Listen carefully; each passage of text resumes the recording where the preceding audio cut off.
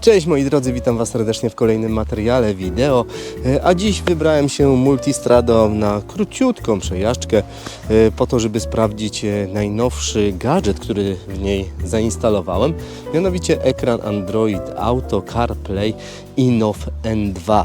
Byłem bardzo ciekawy, jak ten ekran sprawdza się w warunkach bojowych, czyli na motocyklu, bo podczas unboxingu sprawiał wrażenie takiego bardzo fajnego, przyzwoitego, no i można by nawet powiedzieć po opakowaniu i po zewnętrznych elementach tego ekranu, że będziemy mieć do czynienia z klasą premium. A czy rzeczywiście tak jest? Zapraszam na dzisiejszy odcinek. A dziękuję. Pogoda się zrobiła, można pojeździć. Uwierzcie mi, że pierwszym zaskoczeniem dzisiejszego dnia było to, że podchodzę do motocykla, przyglądam się temu ekranowi, a świeci się dioda niebieska na zmianę z czerwoną i pod światło widać, że ekran pracuje. Uruchamiam zapłon, przekręcam rozrusznikiem, słaby akumulator, prawie rozładowany do zera. W ogóle mam wrażenie, że on jest cały czas włączony. Ciekaw jestem, czy ja w ogóle uruchomię ten motocykl. Zobaczmy.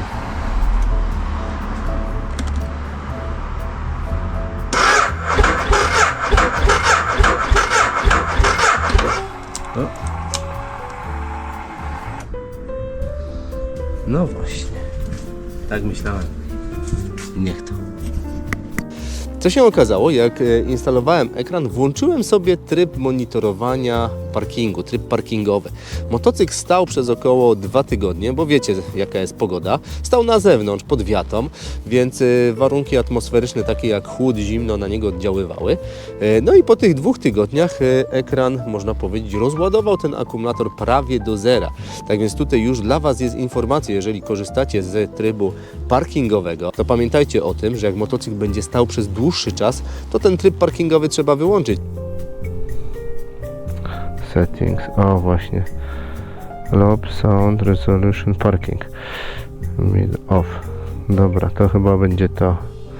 Natomiast jeśli jeździcie cały czas, no to jak najbardziej można go włączyć, zostawić, ewentualnie podpiąć akumulator pod zasilanie pod prostownik.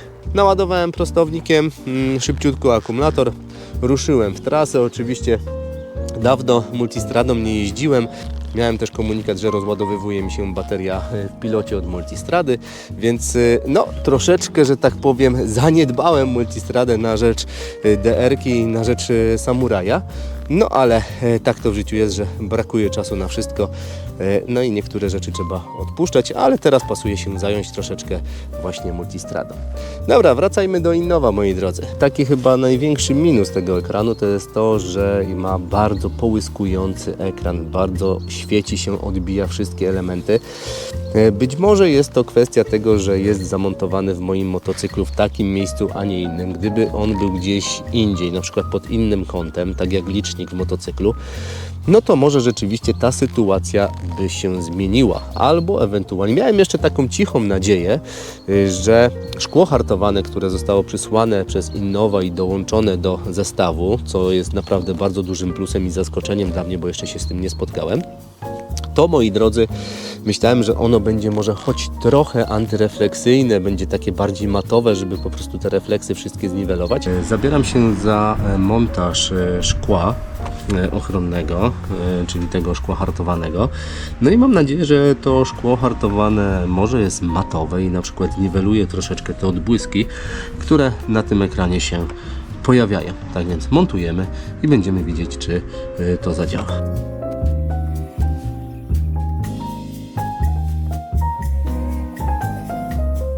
Dobra, szkiełko hartowane pięknie się nakleiło, ale szczerze Wam powiem, że mam mieszane uczucia, jeśli chodzi o funkcjonalność tego szkła. No ale niestety jest takie połyskujące, że praktycznie można się w nim przeglądać, jeśli ekran jest wyłączony. Tak więc to bym poprawił. Trochę jasność ekranu jak dla mnie jest mała, bo w pełnym słońcu i przy tym odbijającym refleksy ekranie no trochę mało widać, powinno być widać dużo więcej, a wiadomo, na motocyklu jeździmy wtedy, kiedy jest piękna pogoda, kiedy słońce operuje, no i chcielibyśmy korzystać z tego ekranu w taki sposób, do jakiego został stworzony, czyli do nawigacji, do słuchania muzyki, do odczytywania tam jakichś komunikatów, do wykręcania numerów telefonu, do komunikacji ze światem. No a, że tak powiem, przez ten, można powiedzieć, może nie tyle niskiej jasności ekran, ale przez ten właśnie odblask, no to traci on trochę na jakości. Ekran jest bardzo połyskujący, co sprawia, że wszystko się w nim odbija. Podejrzewam, że kwestia ustawienia go, może jakbym go troszeczkę nagiął w tą stronę, ale on jest dosyć mocno teraz przymocowany, no to byłoby lepiej. No jest ok, teraz w tym momencie, jak widzicie. Ale z tego co zauważyłem, on jest teraz w trybie automatycznym, no i już jest ustawiony na maksymalną jasność, więc no powiem Wam, że mógłby być jaśniejszy jak dla mnie. Dzisiaj słońce no świeci tutaj z mojej lewej strony z tyłu i no coś tam widać, ale mogłoby być zdecydowanie lepiej.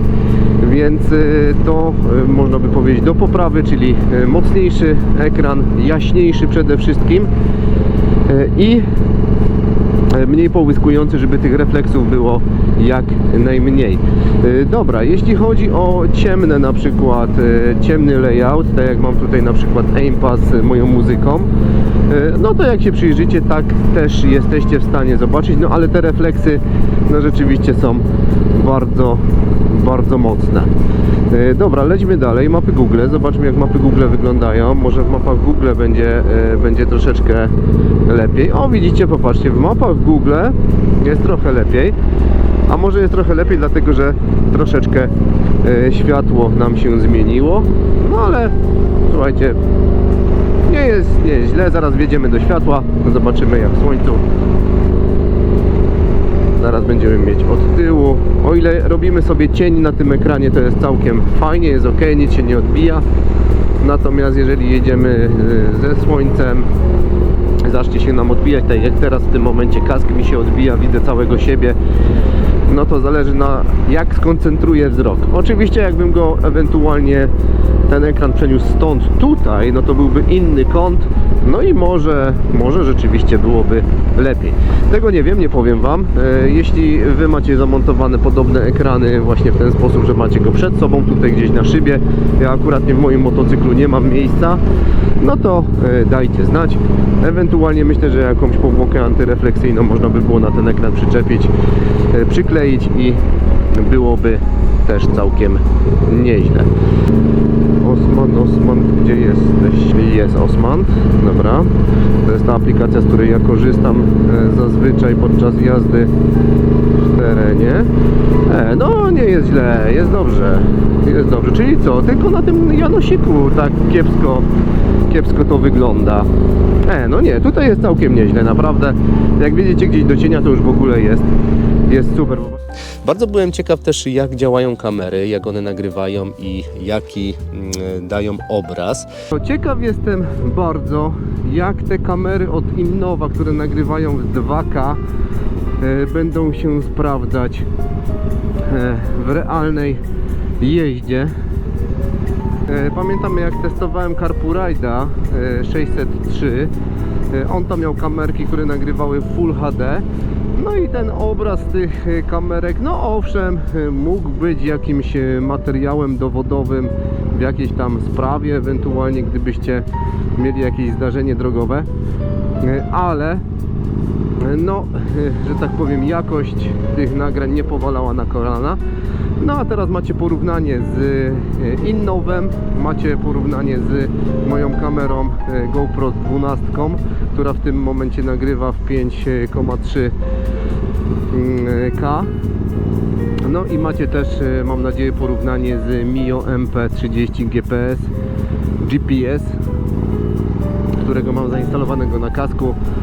Kamerę, z którą się nie lubiłem i chyba w dalszym ciągu się nie polubię, bo cały czas ten brak wyświetlacza i te komunikaty w formie lampeczek i wibracji na kasku no sprawiają, że trzeba mieć troszeczkę tutaj obeznania i chyba trzeba by było wodzić ze sobą instrukcję obsługi, żeby się z tym wszystkim, że tak powiem, zapoznać i wiedzieć, albo się po prostu tego nauczyć, a że jestem leniwy i lubię raczej jak urządzenia, które mam zainstalowane na motocyklu, po prostu działają i nie wymagają ode mnie żadnej interwencji w trakcie jazdy, bo podczas jazdy ja chcę jeździć, a nie użerać się z tymi wszystkimi gadżetami.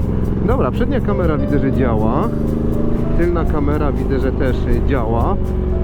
Chyba nagrywanie jest rozpoczęte, tak mi się wydaje. No więc wszystko wydawać by się mogło, że jest ok. No dobrze. Wspominałem ostatnio też o tym, że Innow nie zabezpieczył tutaj tego slotu z kartą SD żadnym wkrętem, żadną śrubką, tylko po prostu mamy tutaj taką gumkę, którą możemy sobie wyciągać. Mamy tutaj gniazdo USB-C, nie wiem jeszcze do czego ono służy, no i mamy dostęp do tej karty SD. Fajnie i niefajnie w sumie, że jest to w taki sposób rozwiązane, dlatego że dzisiaj mogłem sobie bez żadnych narzędzi sprawdzić, co się z tą kartą dzieje. Tak samo każda osoba, która przechodzi koło waszego motocykla, też będzie mogła to zrobić i na przykład zabrać wam tą kartę SD. Więc no tak na 2 razy, albo w tą stronę, albo w tą stronę. Karta jest tutaj, żeby mi tylko gdzieś nie wypadła teraz. Ogólnie ekran bardzo szybciutko się łączy z Androidem, trochę inaczej niż CarPuride. Mi się wydaje, że czas jest troszeczkę bardziej wydłużony. Zobaczymy, jak długo trwa jego uruchamianie. Zobaczmy. Cyk, już jest, super. No i zobaczymy, czy sam z automatu połączy się z Android Auto, a ja sobie powolutku ruszam. Popatrzcie, sygnał z anteny GPS już złapałem, widzę, w którym kierunku jadę, widzę też, z jaką prędkością się poruszam i widzę, że mam rozładowany kluczyk. O, proszę bardzo, już Android Auto się uruchomił. No i jesteśmy w tym momencie chyba, z tego co widzę, w aplikacji Janosik. To, co mi się bardzo podoba, to jest layout ten początkowy, ten pierwszy i antena, własna antena GPS, dzięki której na filmach mamy nakładkę z dokładną lokalizacją, w której się znajdowaliśmy, chyba z prędkością też i możemy sobie też ustawić logo Innowa, żeby się też pojawiało na nagraniach. Poza tym bardzo mi się podoba to też, że na tym ekranie, tym pierwszym, takim głównym, mamy wyświetlaną aktualną prędkość po GPS-ie, czyli możemy zobaczyć sobie, na ile przekłamuje nam licznik w motocyklu. Mamy dystans, że tak powiem, od uruchomienia ekranu, ile przejechaliśmy, w jakim czasie. Mamy na bieżąco monitorowane też ciśnienie w kołach, w przednim, w tylnym, zarówno ciśnienie, jak i temperaturę. Temperatura to wiecie, tak bardziej orientacyjnie, no ale ciśnienie rzeczywiście się przydaje. No i też widzimy, w którą stronę sobie jedziemy. Także to też w naszych podróżach jest przydatne, czy jedziemy na wschód, zachód, północ czy południe. To też dla podróżników może być jak najbardziej przydatne. Ten ekran początkowy, powitalny, jest bardzo fajny, taki bym powiedział, że no estetyczny po prostu, nowoczesny. Fajnie, bo widać odczyty z GPS-u, wiemy, w którą stronę jedziemy, wiemy, z jaką prędkością, widzimy na bieżąco, jakie jest ciśnienie w kołach, więc tutaj naprawdę spoko pod tym względem. No i mamy 4 ikonki, które pozwalają nam przejść do poszczególnych rzeczy, czyli link, czyli Android Auto. Jak sobie kliknę, to od razu przechodzę sobie do Android Auto. Oczywiście mogę sobie zakończyć tutaj to Android Auto. Mogę sobie wejść w dashcam, czyli właśnie w te kamerki. Przednią kamerkę mam troszeczkę źle ustawioną, bo powinienem ją trochę przekręcić. Wiecie, motocykl jak stoi na podnóżku bocznym, czy też na centralnym, to też ciężko jest to ustawić po prostu samodzielnie, więc to będę musiał jeszcze poprawić. Ale widzicie, z przodu, z tyłu jest kamerka, więc no jest ok. I cały czas monitoruję to, co się dzieje na drodze. Można sobie włączyć też, żeby dawało nam nakładkę, w którym dokładnie momencie było nagranie zrobione, z jaką prędkością chyba też można sobie dać, się poruszaliśmy, więc jest spoko, moi drodzy. Zobaczmy, obsługa telefonu, a zadzwonię sobie do Krzysia, zapytam, co tam u niego, zobaczymy jak połączenie. O, już słychać. W każdym bądź razie można sobie z tego ekranu spokojnie zadzwonić, będąc połączonym w trybie Android Auto. Czyli tutaj po prostu ten tryb Android Auto działa tak jak w każdym ekranie i to jest po prostu nawet nie tyle, że system Innova, tylko po prostu jest to aplikacja od Google'a, więc no, działa to tak jak należy, więc tutaj nie ma się co dziwić. Że ekran raczej montujemy na stałe, dlatego że tutaj wychodzą od niego 4 kable, które są, można powiedzieć, na takich szybko złączkach podpięte do motocykla. No i odpinanie tego za każdym razem, jak idziemy gdzieś na jakiś dłuższy postój, byłoby naprawdę problematyczne. Więc jeżeli już chcecie taki ekran sobie zamówić, to moi drodzy, pamiętajcie o tym, że jak go montujecie, no to raczej montujecie go na stałe w waszym motocyklu, bez możliwości przemieszczania go pomiędzy motocyklami, dlatego że jest to po prostu czasochłonne, wymaga dużego nakładu pracy, no i za każdym razem trzeba ten ekran ustawiać w odpowiednim miejscu, więc to jest ekran, który montujecie do motocykla na stałe. Tutaj mamy jeszcze taką kropeczkę i dzięki tej kropeczce, moi drodzy, cyk, możemy się przenosić po prostu do poszczególnych funkcji naszego ekranu. Domek, czyli jak nacisnę domek, to wracam do tego ekranu początkowego. Jak nacisnę głośność, to mogę sobie zwiększać lub zmniejszać głośność urządzenia. OK. Jak nacisnę tutaj ekranik, to mogę sobie go wyłączyć. To jest też bardzo przydatna funkcja. Słuchajcie, jak jedziecie na przykład w nocy i stwierdzicie, że ten ekran was oślepia, bo jest zbyt mocno intensywny, ma zbyt intensywne podświetlenie, no to wtedy sobie po prostu wyłączacie ten ekran, klik i już go nie widzicie. Wystarczy kliknąć na niego, klik, no i już macie ekran przed sobą. Więc słuchajcie, ciekawa rzecz. To, co jeszcze bardzo mi się podobało, słuchajcie, w tym zestawie montażowym, to, że te pady, dzięki którym przymocowywujemy kamery do motocykla, są na takich fajnych, elastycznych podpórkach, takich, że można je rzeczywiście fajnie dopasować. No i popatrzcie, tutaj trzyma się tylko i wyłącznie na taśmie i rzeczywiście ta kamera siedzi tutaj tak, jak powinna. Z przodu jest podobnie, chociaż pamiętajcie, że żeby to wszystko działało tak, jak trzeba, no to wymagane jest poświęcenie dużej ilości czasu, żeby to wszystko zamontować tak po bożemu, wiecie, żeby to wszystko szło i wyglądało jak należy. Pierwsza rzecz to jest link, czyli tutaj w tym miejscu łączymy się po prostu z naszym telefonem, czyli macie pełną funkcjonalność Android Auto. Wszystkie aplikacje, które macie na telefonie, które mają wsparcie Android Auto, będą Wam tutaj działać, więc to jest naprawdę super. I tutaj nic Was praktycznie nie zaskoczy, tak jak macie w innych urządzeniach, tak to będzie działać i tu. Następnie mamy całe menu dotyczące dashcamu.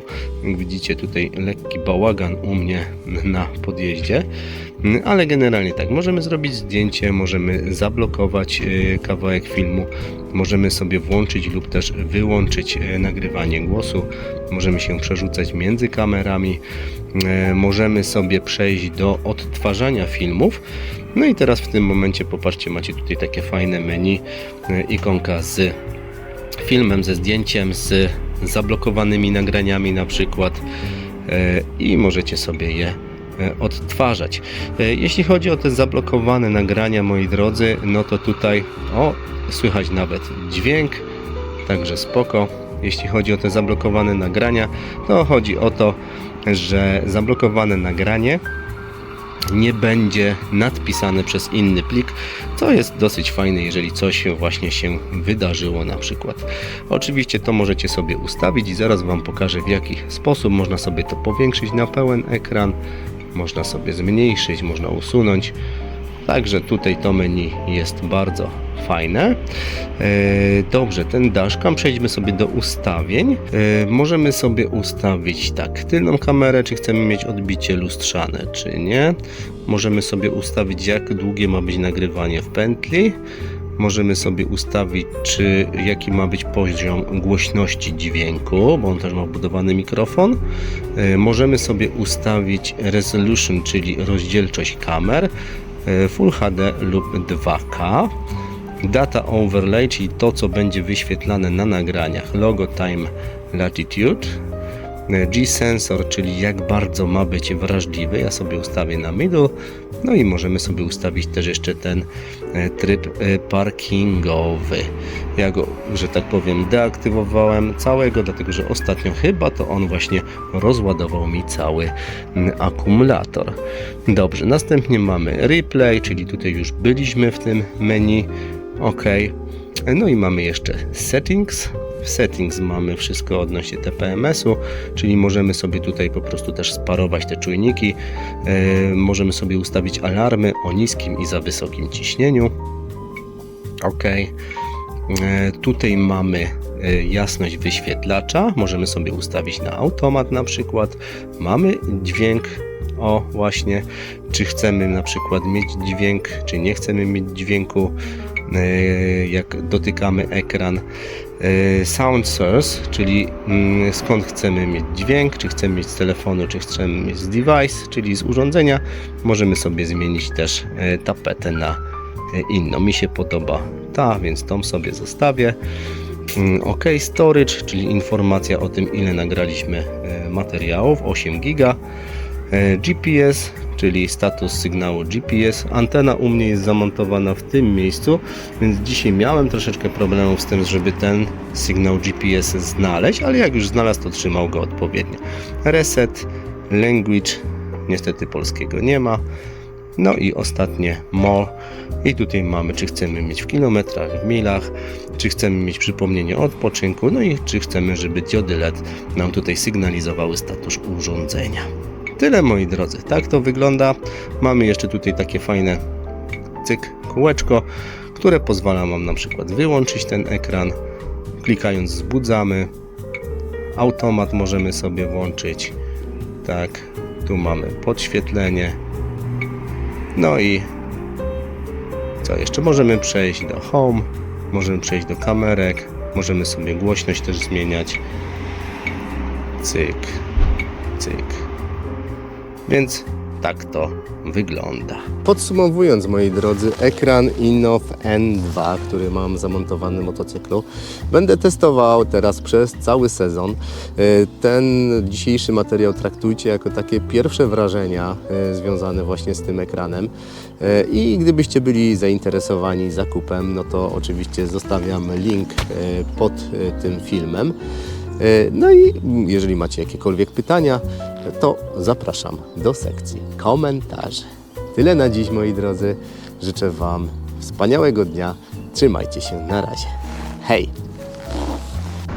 A teraz na spokojnie zobaczcie sobie, w jaki sposób kamery Innowa, które nagrywają 2K, radzą sobie podczas normalnej eksploatacji na wycieczkach. Ostatnio odbyliśmy właśnie taką wycieczkę wspólnie ze znajomymi, pojechaliśmy sobie w Tatry, była piękna pogoda, majóweczka, więc możecie zobaczyć, jak w takich warunkach te kamery działają. Podobnie mi się wydaje, jak w przypadku innych rejestratorów, filmu z wakacji z tych kamer nie złożycie, ale nie do tego one zostały stworzone, nie do tego one są. Fajne jest to, że pojawia się data, pojawia się szerokość i długość geograficzna, wasza prędkość oraz też wysokość nad poziomem morza. No i też myślę, że jakość tutaj nagrywania jest lepsza niż w CarPuride i w Aoci. Sam fakt tego, że mamy tutaj nagrywkę w 2K, ale generalnie przy większych prędkościach szału te kamery nie robią. Obraz jest troszeczkę rozmyty, pływa, a multistrada nie jest łaskawa dla tych kamer, dlatego że tutaj w niej wszystko dość mocno wibruje. Tyle na dziś, moi drodzy, trzymajcie się, na razie. Hej!